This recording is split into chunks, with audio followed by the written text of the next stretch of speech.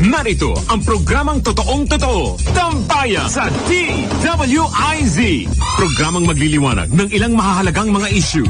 Tambayan sa DWIZ. At ngayon, narito na sila upang maghatid ng saya sa bawat Pilipino. Sa programang Tambayan sa DWIZ.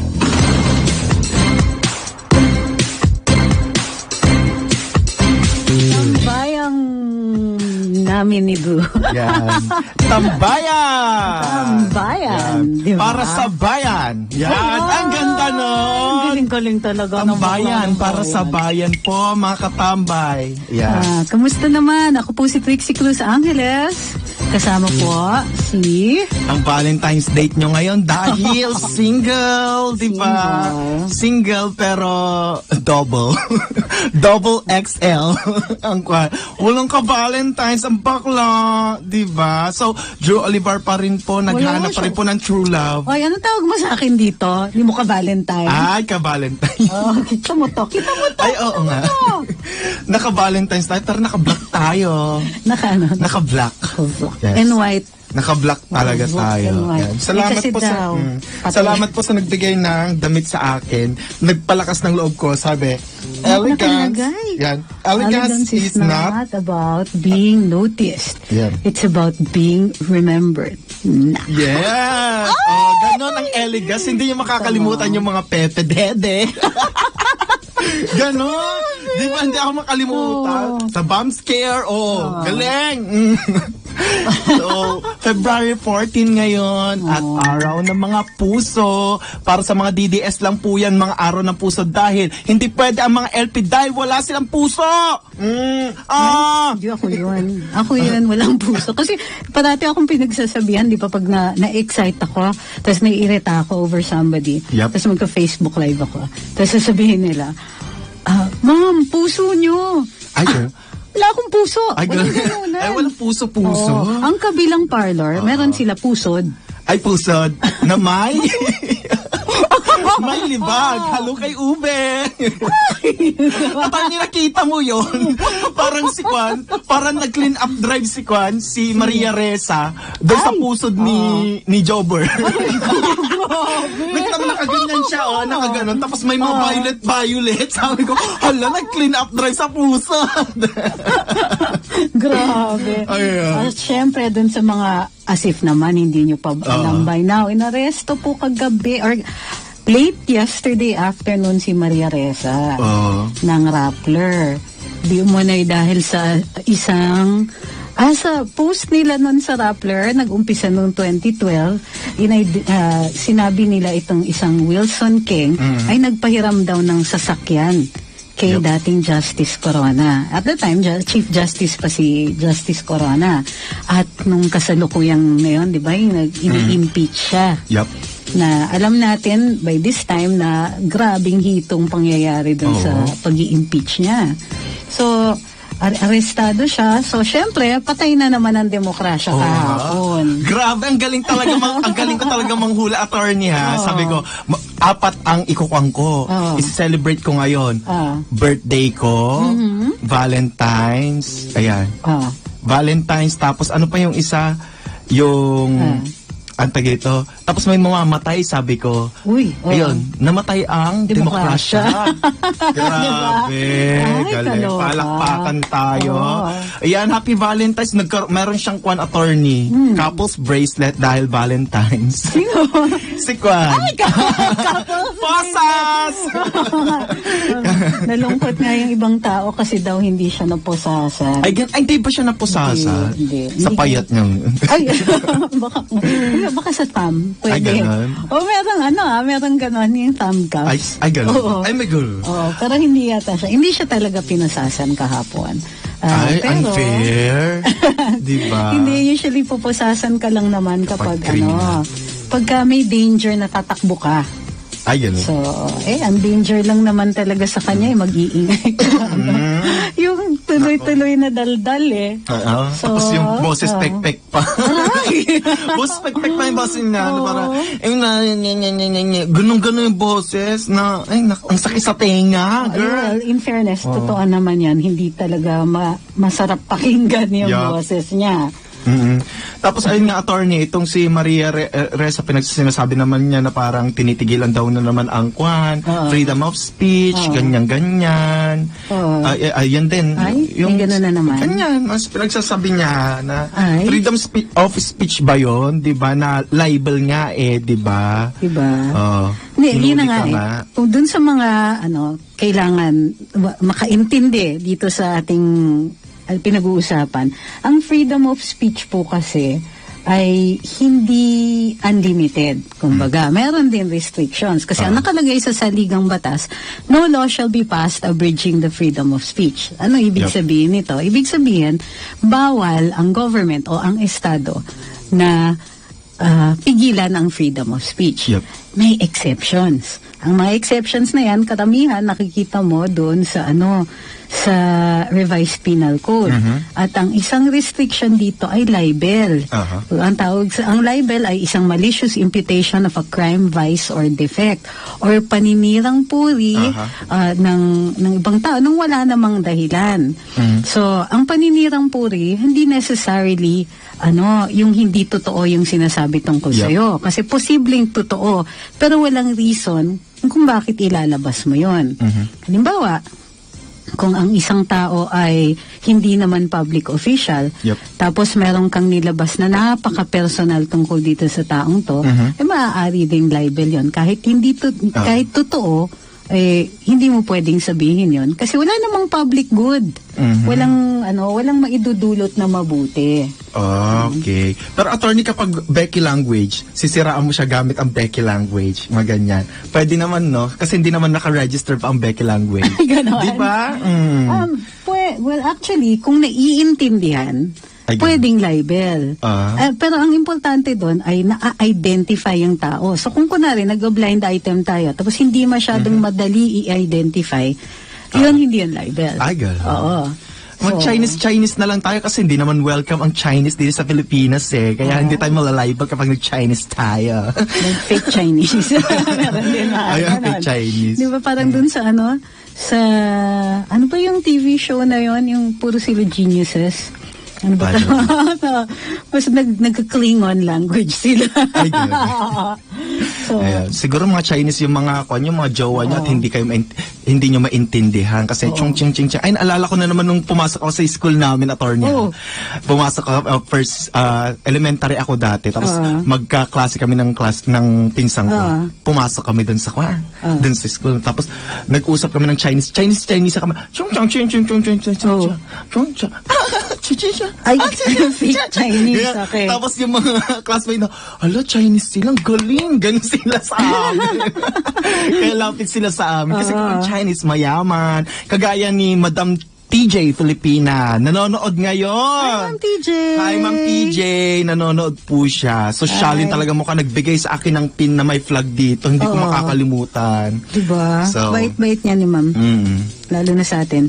Yes. Kasi, naalala namin lahat ng mabait sa amin. Mga mababait lang. Dahil konti lang. Ay, konti lang talaga mababait. Mababait sa mundo. Pero nag-iisa lang ang mabuti. Ang Diyos. Yan. Uy, si Duya napapakabait si Duya. Batiin niyo naman, pansinin niyo naman yung pagpapakabait niya. Pansinin niyo naman, hindi lang parati yung ko, tumataba ako. Tapos yung tahimik ako, yun lang napapansin niyo. Kapag Tax Wednesday, napapansin niyo, lahat na lang. No? Pero teka, tuloy natin yung kay Maria. Yep. Kasi, ang dami dun sa mainstream media na ano ba to? Sausaw. Well, hindi naman sausaw. Ay, sausaw talaga. Ay, sausaw ba talaga? Nakikialam talaga. Kasi halimbawa itong Associated Press, ang alam ko, respetado to, international, usually just the fact sila. Aba, nag-tweet sila. Sabi nila si Maria Ressa raw arrested for criticizing President Duterte. Ay, ano ba yan? Hindi nagbabasa. I mean, that's really, hindi na mistake na yan. Kasi AP kayo eh. Dapat alam ninyo na yung warrant of arrest, hindi naman mai-issue yan for criticizing the president. Wala naman tayong ganun na rule. Uulitin namin na kinasuhan siya nung 2012, no? Ng isang private citizen, isang businessman, Chinese, mayaman, walang pores, no? So, hindi pa po. Sorry. Ano ba? Ganun po ang mayayaman, walang pores, attorney. Pero kapag mahihirap, full pores. Hala, naghahanap ako ng mirror ngayon. Ay, wala tayong pores ngayon. Salamat po sa ilaw. Salamat sa ilaw at saka sa magandang cam.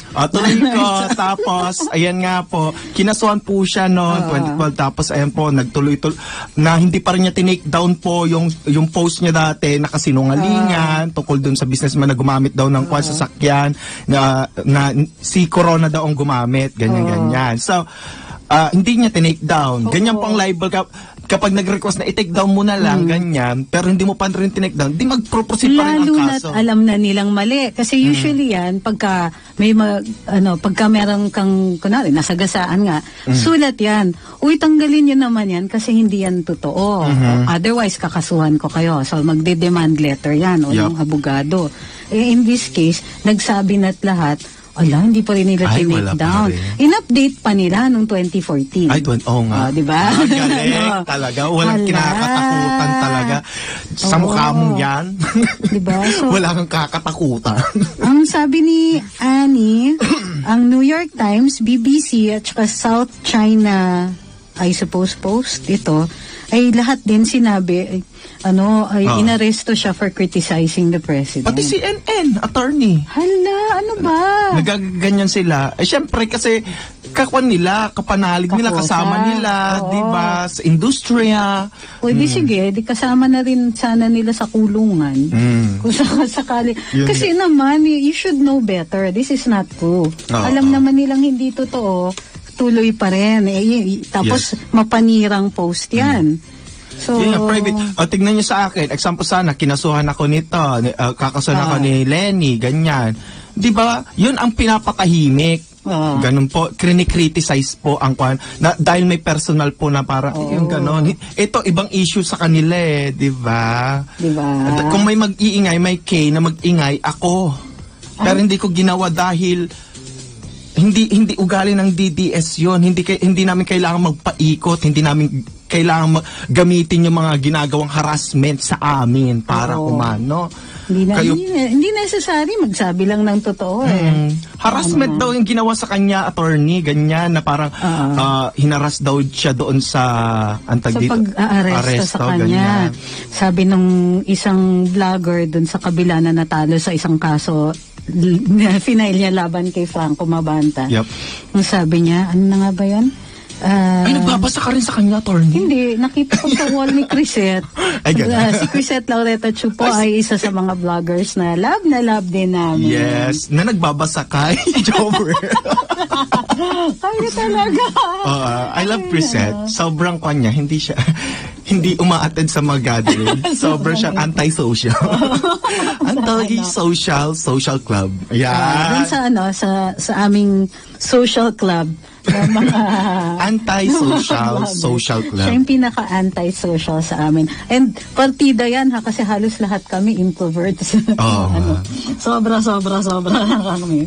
Siya mas malala pa sa amin lahat. So attorney, ano yon? Ano yung about dun sa pag-aresto, harassment, ganyan. Harassment, and daming mga media ha. Diba? Daming media dun sa office ninyo, pumunta doon, kitang-kita, naka-video, na wala man lang daw yun yung mga reklamo na hindi daw, ang sabi ng isa, warrant of arrest na release kahapon pa. Bakit sinerve ng 5 o'clock yesterday? So, ibig sabihin, ano ba ngayon, Thursday? Tuesday pa lang lumabas na daw yung warrant, pero sinerve pa rin nila ng Wednesday. Excuse me. Tapos magfa-5 o'clock na. FYI, pwede kasing basta ang bawal is yung pag hindi ka pwedeng makapag-file ng bail. Yep. No? In their case, wala naman masama kung nag-intay ka bago ka nag-serve ng warrant kasi discretion na ng pulis yun. Meron siyang lifetime, parang 15 days yata pag hindi na-serve, ibabalik mo. Ngayon, nasa period pa naman sila. So, 24 hours nag-serve na sila. Ang sinasabi ng kabilang parlor, bakit daw nag-intay ng 5 o'clock? I don't think nag-intay sila ng 5 o'clock. Pero, they already knew na lalabas yung warrant. Nag-post nga sila, attorney, di ba? May article nga kayo, nahuhuli na kayo, alam nyo na, ina-anticipate nyo na, ganyan. Anong nirereklamo nyo? Sige, ang problema rin kasi is, magaling sila magpa-victim. So, parang ang feeling ko dito, pa-victim, na naman ito. So, magpapa-aresto. Tingin ko, disappointed pa nga sila na walang posas eh. Kasi mas maganda yun, ano? Maganda. Nakaposas, meron siyang mga pa-cry-cry sa harap ng Tapos naka-spotlight, di ba? So, over-dramatized, masyadong madrama to, pa-telenovela timing na timing mag-e-election. Yes. Diba? So, all the more, ready tuloy yung, yung 8 perwisyo na mag-statement, halos lahat yata sila, meron silang statement. 8 perwisyo. Pero pipito lang sila, attorney. Ay, iba na tawag nata. Shitty 7. Yun po ang tawag nila kasi wala po si Maros dun sa 8 diretso. So, Shitty 7 o kaya 7 palabras ang mga huling mga sandali. Nanonood si Mark Lopez. Kawayan niyo naman. Hi, Mark Lopez. Katambay. Ex ko po yan. Na-turn off po alam siya. Alam ba niya? Siguro, alam niya. Na-turn off lang siya siguro nung ninakaw ko yung kutsara tinidor niya nung Christmas party. Ay!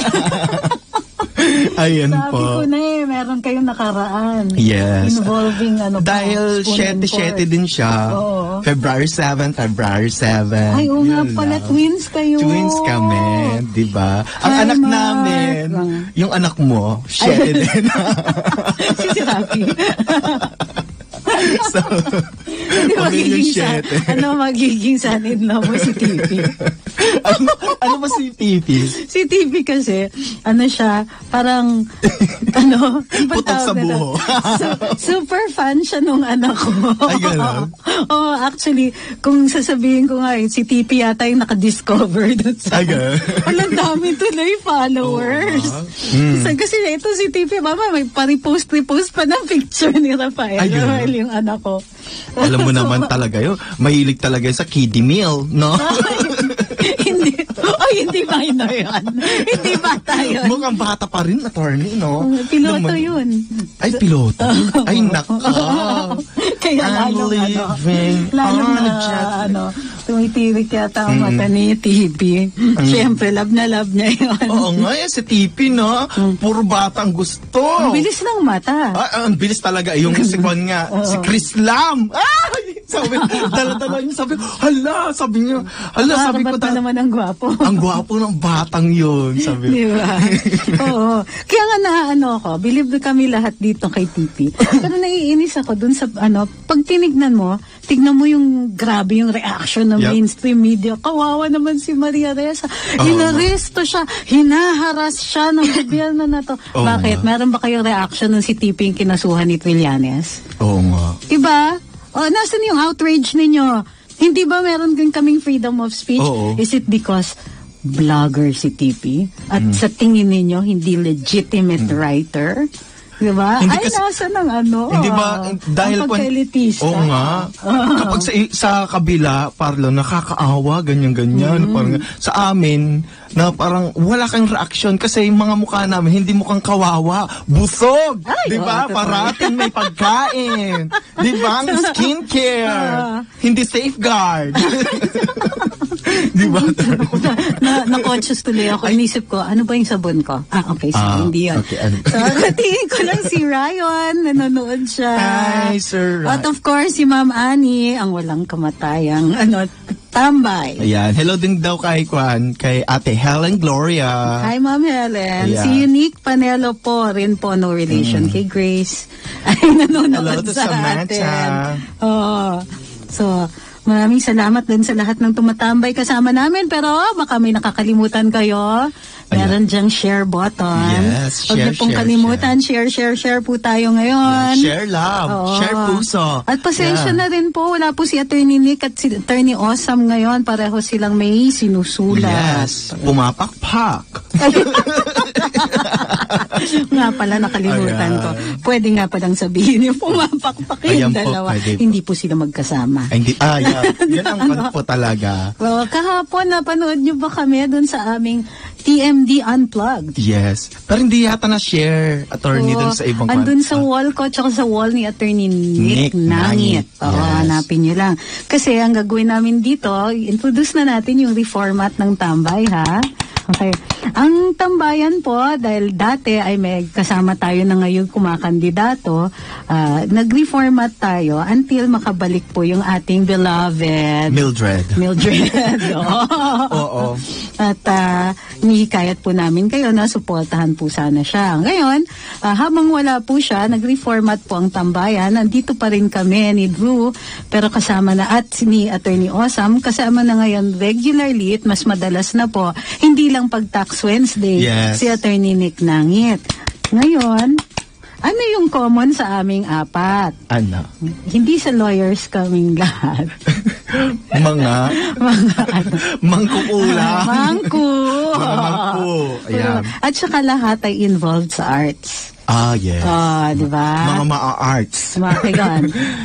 Ano pa ba? Mga kalog, kengkoy? Ganyan. Ganon. So, marami tayong mapapag-usapan, hindi lang po politika, pero may promise namin, meron pa rin kaming current events, pero katulad ng ginawa namin yesterday dun sa unplugged version namin, ay titingin kami dun sa ibang mga lugar, pag-uusapan namin yon. Halimbawa, ang Manila Bay. Diba? Nandun po kami kahapon sa Manila Bay at nagpapasalamat kami dun sa Metro Manila Development Authority kay Chairman Danny Lim dahil puspusan at tutok na bantay ang mga MMDA. Ay, grabe, Attorney. Paikot-ikot talaga. Parang siyang MRT.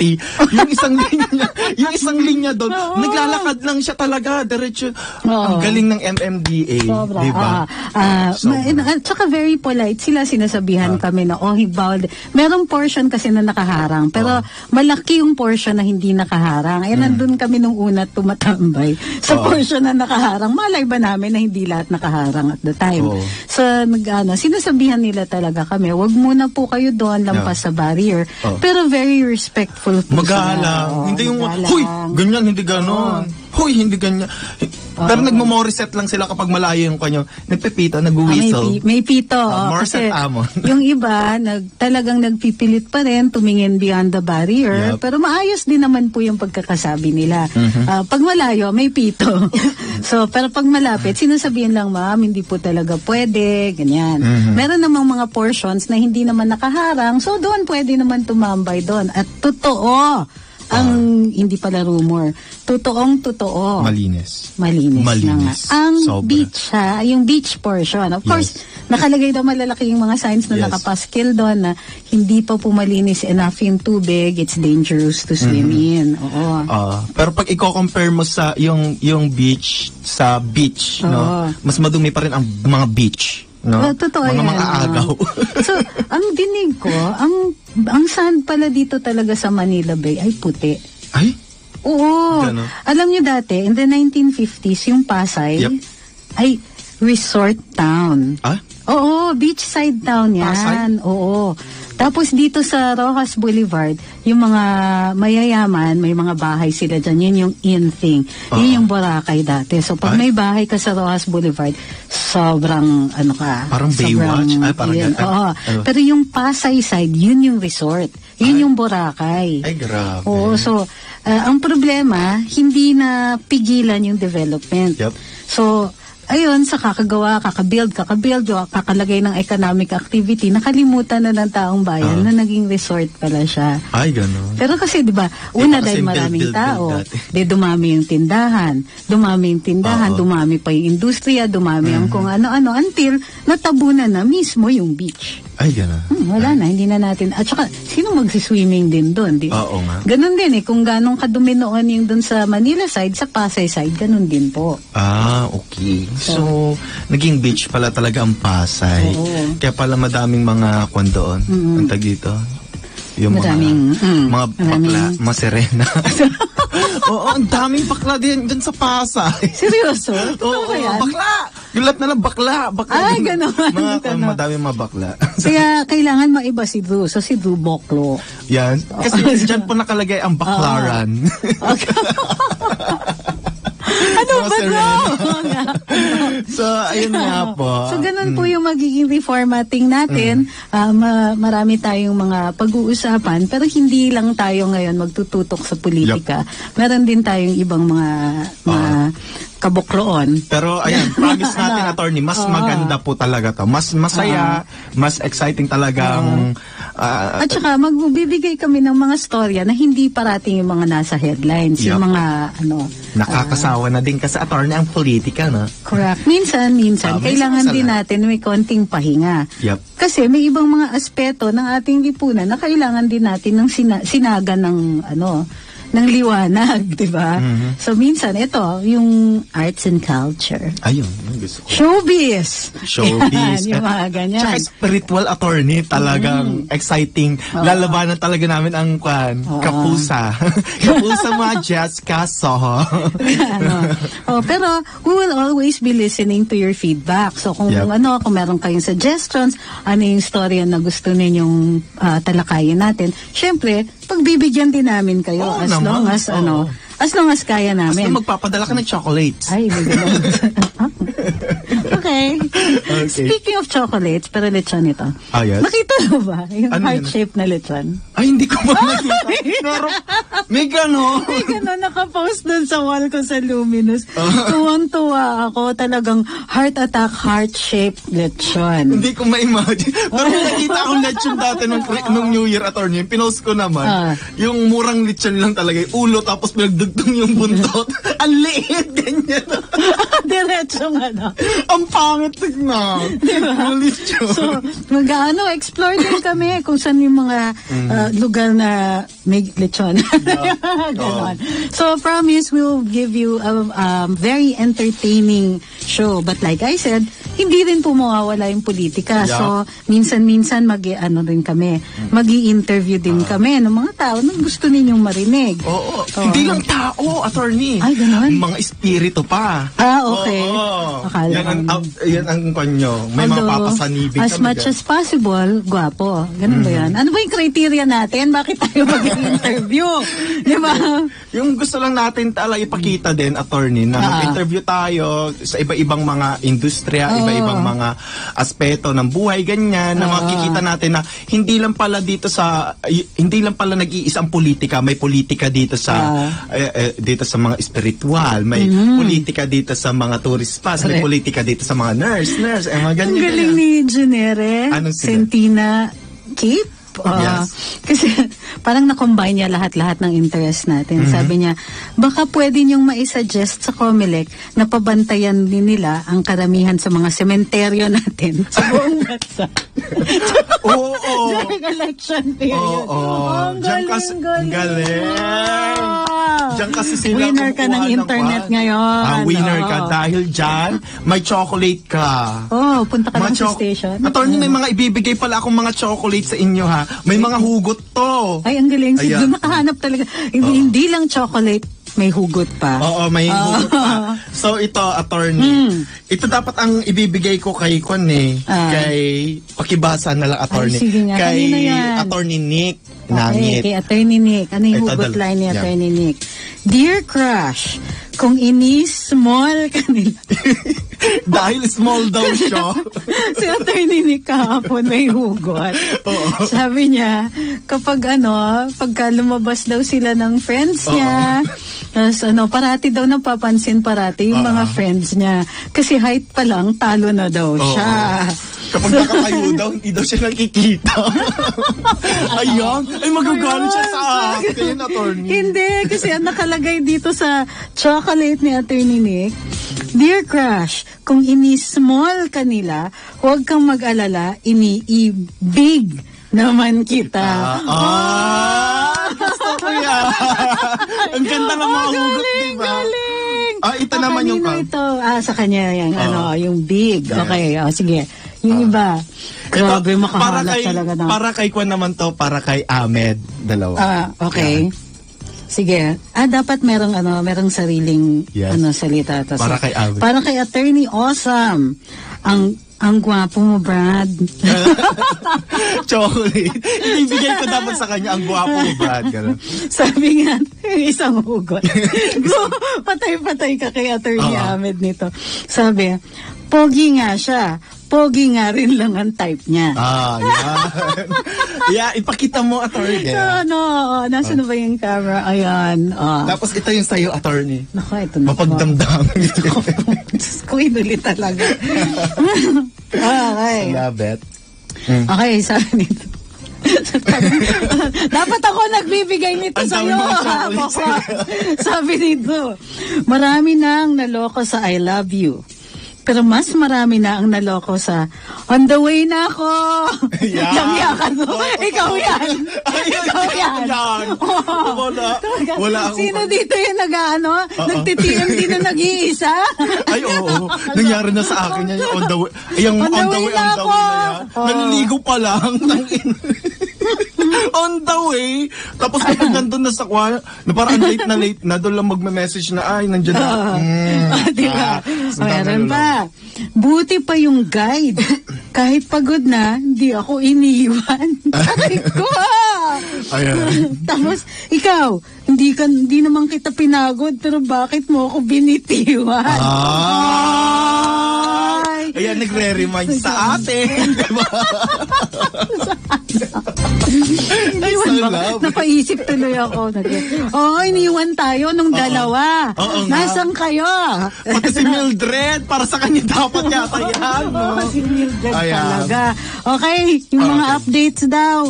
May nagtatanong, anong update dun sa kaso ni Glenn Chong? Wala pong kaso si Glenn Chong, pero nag-file siya ng kaso dun sa Office of the Ombudsman laban dun sa mga PNP officials na nakapatay/pumatay kay Glenn sa assistant niya, si Red Santillan. Wala pa po tayong balita kasi normally yan, hindi natin alam kung ano yung final niya, kung for prosecution siya or for investigation. Kasi kung for investigation, dalawa po yan. Kung for preliminary investigation, pasasagutin yung kabila. Kung for investigation, magfa-fact-finding muna po yung ombudsman.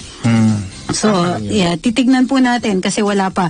Kung magpadala ng notice ang ombudsman dun sa mga pulis para sagutin, then we know that this is for preliminary investigation. Yes. So, huwag kayong mag-alala. As soon as may marinig kami tungkol dito, ay ibabalita din naman namin. Ang update lang kay Attorney Glenn Chong, hindi siya in-invite sa debate. Attorney. Pero dito sa ABS, imbitado na siya. Ay, imbitado na siya. So, in fairness sa ABS, inimbita at least hindi siya nag-gate crash. Unlike ng isa dyan. Ay, diba? Teka, sino nag-gate crash? Ng Christmas party. Grabe. Ang sakit. Sige, after the break, pag-usapan natin yung shortcomings ng ibang government agencies that pagdating dito sa mga issues natin. Marami kaming issue. Sige, magbabalik ang tambayan ng oras natin. 12:33 ng tanghali.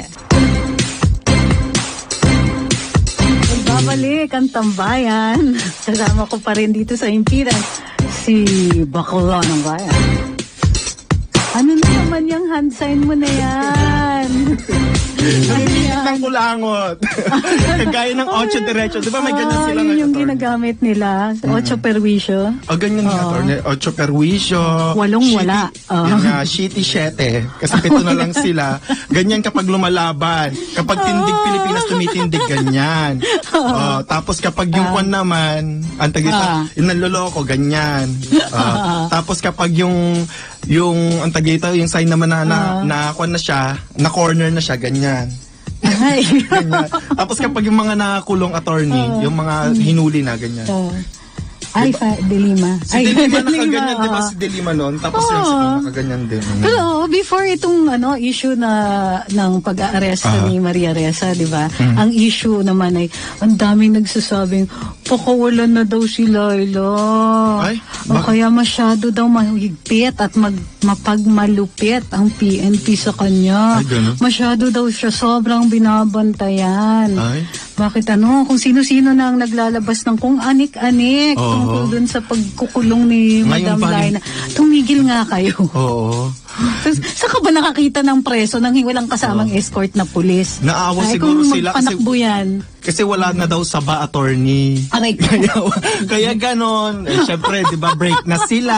Di ba, sinampal daw, ganyan daw. Kaya, ngayong February 14, Leila De Lima, kung walang ka-date ngayong February 14, wag mahihiyang magtalong. Ay, grabe! Pero narinig mo yung kwento nung nagtagpo sila for the first time sa Colte. Chika ng mga insiders, mga taong nandun. Doon si Laila. Pumasok si, Dayan. Dayan baby. Hala, hindi sila pinayagan magkalapit. Yan siguro yung sinasabi nila pag mamulupit ng PNP, pinaghiwalay ang mga dapat pinagtagpo ng tagdana. Bale, ang tingin nila, tanaw na lang across the courtroom. Pero hindi sila makalapit sa isa't isa. Happy Valentine's po sa inyong dalawa. Kung mula sa puso ng saging ay sarap. Puso ng saging. Enjoy masyado. Pero yun na nga yung point dito yung kabila, grabe, they're so serious. Diba? Yes. Lahat na lang victim, lahat na lang pa-cry-cry, lahat na lang ganito. Si Lenny, may sinabi na naman. Ay, ano na naman? Ito, gusto mong basahin ko, attorney? Maintindihan lang natin siguro to kasi Tagalog. Nagkakalungkot kasi ito. Ay, hindi na bago.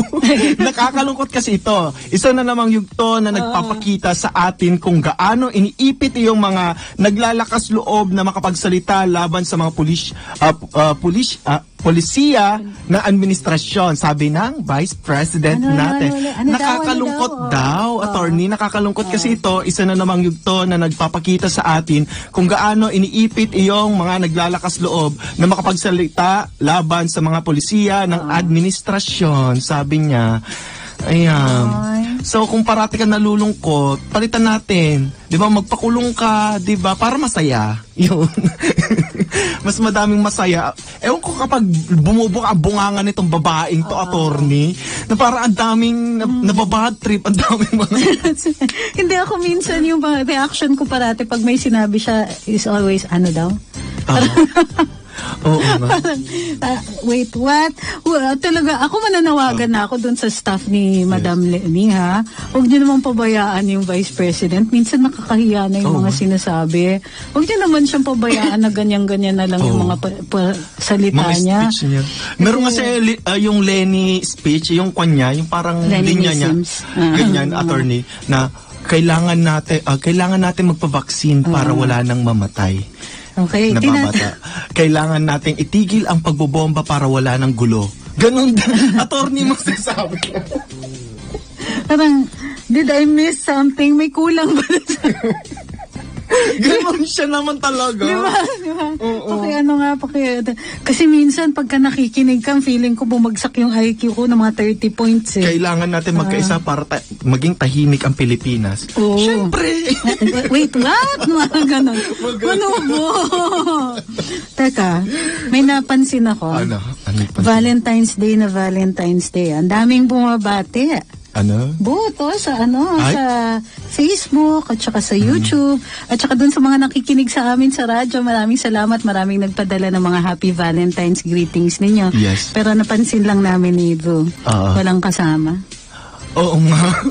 Na parang anong kon dito? Wala akong makita, wala man lang sana makain, wala man lang maipagmayabang, di ba? Na parang, gusto ko na lang sana ikuan na lang, itaas na lang yung bird's eye view na lang siguro, attorney, yung camera natin, parang hindi, nakakaya naman, walang pagkain dito. Sa table? Sa table natin. Sige, taas-taasan namin yung camera. Yung chocolates na nandito, si Drew pa yung nagbigay. Expert pa binigyan ng chocolate, no? So, ang daming comments, pero batiin ko lang muna yung mga super tambay natin. Si Ma'am Maria Angela Kahanding, at saka, sino yung isa nagsabi, oy, parang awan nyo na, wala daw sa Pasay ang Baklaran. Ma'am, Hanash lang nito. Hanash ko lang yun. Ito naman, nilalaglag nyo ako. Bistado ba? Masyado bang bistado? Baklaran. Nakatambay si Attorney Nick. Yan. Hello, Attorney Nick, di ba? Kamusta ang pakpakan? Maipadala yung mga chocolate mo, hindi ka namin ini-small. Ayan. Dahil may pag-ibig sa araw na ito. Alam mo, attorney, kahapon nasaktan si attorney Nick yata sa akin. Nung sumakay tayo sa sasakyan, di ba may nilagay ka doon na makapal na para libro, gano'n. Para ganyan. Tapos sabi niya, ano ba yung nandito? Sabi niya, hindi attorney, yan ang patungan mo, Santo Niño. Sabi booster seat. Tapos nakuha siya, natahimik siya. Ikaw naman. I love you. Sa ating mga social media friends, wag po kayong mag-away-away dun sa YouTube or sa sa Facebook wala namang away sa YouTube nag-aaway sila. Huwag na kayong mag-away. Kung ayaw niyo yung sinabi ng isang tao, ignore na lang. Katulad kanina sa Karambola, ignore ko yung buong YouTube. Good vibes lang. Good vibes lang talaga tayo dapat, no? Oo. So, well, as much as possible. Of course, pwede din mangyari yung bad vibes kasi katulad nito, yung mga masyadong hinihito yung issue ng pagka-aresto ni Maria Ressa. May it's okay. But you can see that this is harassment. Yes. Ganyan. Pati nga Ateneo, attorney. Ang daming nag-statement. May statement na rin sila, ganyan, na nakikialam sila. Private naman yung kwan na yun, yung tao na yun, na nagkaso. Tapos sasabihin ninyo na huwag kami makialam dati sa kaso ng bata, tapos kayo, pwede kayo makialam. Diba? Kaya case ng tao, nakikikwang kayo. Parang ang daming statements na kawawa naman si Maria Ressa. Wala bang kawawa naman si Mr. Keng? Sa ginawa ng Rappler sa kanya. Nasaan yung mga kawawa naman si Mr. Keng? Nilait-lait ninyo, nilapastangan ninyo, sinira ninyo yung puro panirang puri yung nailagay ninyo. At hindi nila tinanggal from 2012 up to nandun pa rin pag tinignan ninyo dun sa sa kanilang blog. Blog. Ay nako, andun pa din. Ang ganda na sinabi mo, attorney, na ang dami damning. Sabi I like it. Diba? So nako, ingat-ingat din dun sa kasi nakakarindi yung kabila. Yep. Uulanin sinasabi ko sa inyo, uulit-ulitin nila violation ng press freedom, patay ang demokrasya, tapos umaabot na sa ibang bansa na inaapi daw natin si Maria Ressa kasi ayaw natin siya magsalita laban kay Duterte. Hello, bakit siya lang? Diba, dami-dami naman nagsasalita laban kay Duterte na nakukulong ba sila? At hello, yung mga kinasuhan ng libel ng mga kabaro ninyo, 'di ba? Ilang beses nagkaso si Trillanes, kay Mocha 2, kay TP 2. Sa akin. Si Drew nakasuhan din. Nasaan yung victim sila ng pang-aapi? Diba? Hindi ba nang-aapi si Trillanes nung kinasuhan niya si TP? At saka si Mocha, hindi ba nang-aapi yung mga yan? Nasaan yung fairness ninyo? Sinasabi ninyo na fair kayo? Objective kayo? Dahil vlogger kami? Nasaan yung bakit kami? Wala kaming free speech? Oo nga. Ay, huwag kayong ganyan. Para lang sa inyo? Kayo, Miss Universe? Ganda? Diba? Maganda kayo? Diba? Please lang. Ang sinasabi ninyo, ang gagaling ninyo mag-defend ng freedom of speech pag kayo yung inapi o feeling ninyo kayo yung inapi. Pero hindi niya napapansin, dakdak kayo ng dakdak na walang free speech sa kakadakdak ninyo, hindi niya napapansin na free speech din yung ginagawa ninyo. Noranyan, ha? Ape-ape. Noranyan ako. Uy, huwag kayong ganyan, Noranyan ako. Noranyan sila, tapos Ate B. At Ribeda. So love it. Ayan, attorney, batiin naman po natin si Chris Aquino. Happy birthday. Ay, birthday nga pala ni Madam Chris. Madam, happy birthday.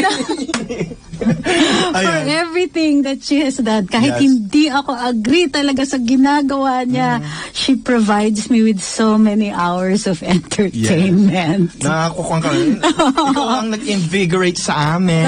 Energize, diba? Pag natatawa kami sa ginagawa mo, you provide us with many hours of okrayan sessions. Alam ko, attorney, meron na naman siya yung mga... May purpose siya, mga kaibigan. Meron na naman siya mga drama ngayon ipopost, attorney, sa birthday speech niya, ganyan na para sasabihin, thank you Lord, humaba pa na nakasurvive ako sa ganito.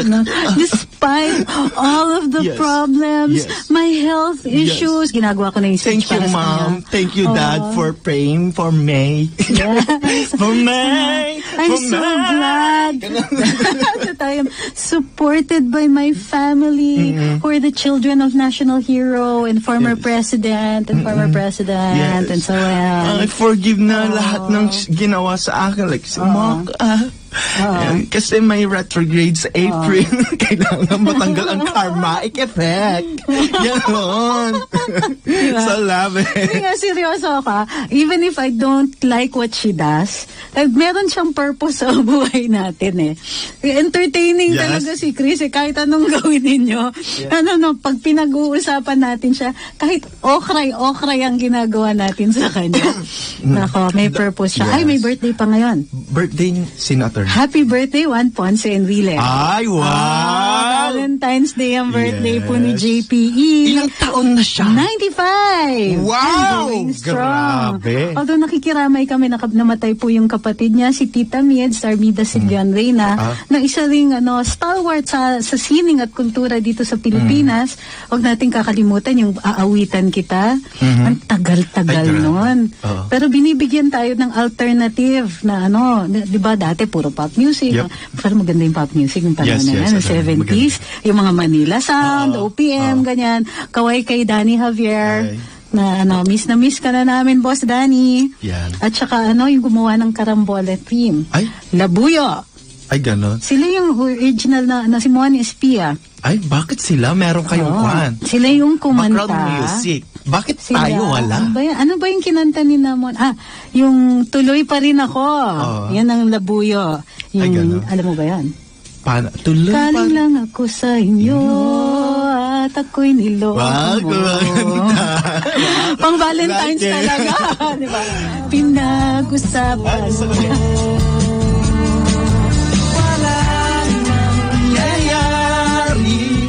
Mapusipan pa. Hintay lang.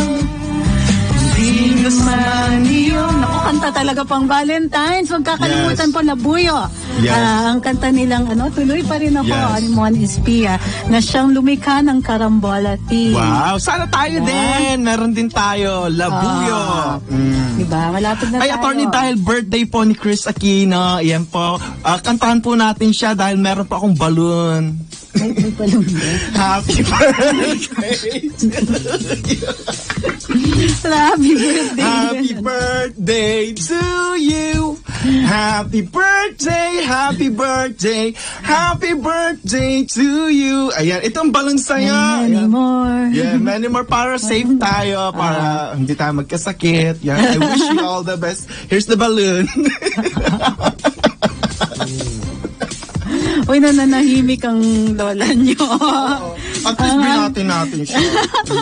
Ang hindi nananahimik nga yung kabilang panig, sila Attorney Falsis, dahil syempre nagsasalita pa rin yung pamilya nila. At yung mga yan, covered yan ng freedom of speech. Hayaan nyo po sila. Dahil syempre, Diba? May panig din na dapat naririnig. So, yun po ang ano ba to? Ang motto natin dito sa Tambayan, free speech. Diba? Okay. Kaya ganyan, tingnan nyo si Drew nakakaliwat kanan na kaso. Pero kasi, ang ginagawa ni Drew is tinutulak niya yung limits ng free speech kung ano yung acceptable. Binabago din natin yung alam mo, ang tagal-tagal na prudish ang ang mainstream media. Ang daming, hindi ka pwedeng magsalita ng ganyan, pero wow, free speech daw. Hindi ka pwedeng balahura, hindi pwedeng. Di ba naalala niyo nung bago-bago pa lang yung mga top vloggers natin? Kung kung batikusin sila ng kabilang parlor, di ba? Mga balahura, mga walang alam, mga ganon. Pero marami kami. Di ba? So, pagdating sa sa economic power, ano yung mas maigi? Yung konti nga lang kayo, tapos kayo lang ang nag-uusap. O kami, na marami kami, power of the consumer. Diba? Dami namin. Ang masakit kasi sa kanila, attorney, diba? Nakapag-aral sila ng 4 years. Yan ang pinagyayabang nila na nag-broadcasting kami 4 years na parang kayo, vloggers lang kayo. Pero, ang masakit sa kanila na parang kami ang pinapakinggan. Diba? Hindi kailangan talaga ng mga kaartehan ng mga boss na mga ganyan. No? Sinagot ko yan. Sabi ko, kasi sabi nung isang nung accreditation yan sa Malacanang ng mga vloggers. Sabi, mga vloggers lang sila tapos bibigyan ng access sa Malacanang. Kami pinag-aralan namin ng 4 na taon yung ganito tapos sila ganyan-ganyan na lang. Girl, sumagot talaga ako. Girl, hindi sa nagmamayabang. 4 years ako, AB Linguistics, University of the Philippines, Diliman Campus. 4 years, UP Law. Pumasa ako ng bar, take 1. 2 years, International Relations in the University of Minnesota. At 1 more sem to go. Master of Arts in Archaeology, University of the Philippines in Diliman. Huwag mong sasabihin sa akin na hindi ako qualified dahil vlogger lang ako. Tigilan ng lola nyo. Ang kilay ko. Talaga. May masteral, may PhD. Maglabasan tayo, ha? Hala! Huwag kayong ganyan. Kahit ganito lang kami kay Kengkoy once for 1 hour every day. Kang kilay namin tumataas din. Hindi ganyan. Diba? Huwag nyo lang kami nalala. Nangit, diba? AB Economics, BS Econ, tapos LLB, well, i-convert na yung law. University of the Philippines. Si Attorney Ahmed, AB Philosophy, cum laude. Tapos LLB, University of the Philippines. Kaya tigil-tigil lang kami. Tsaka yung mga spiritual dyan, mga nagbabasa ng mga Biblia na parang tinitira kami gaya. Hoy, Biblia lang binabasa nyo. Kami, ayan, LNK. Madami Kabbalah. Mga ganyan.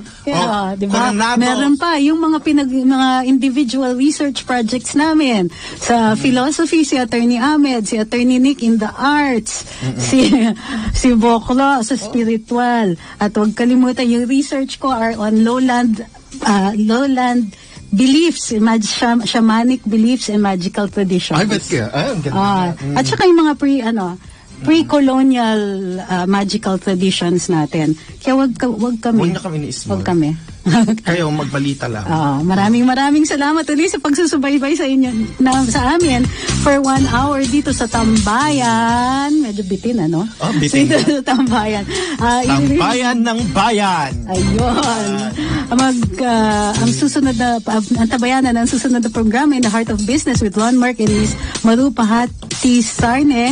Magbabalik bukas. Sabayan niyo uli kami ang Tambayan 12 to 1. Bukas Friday.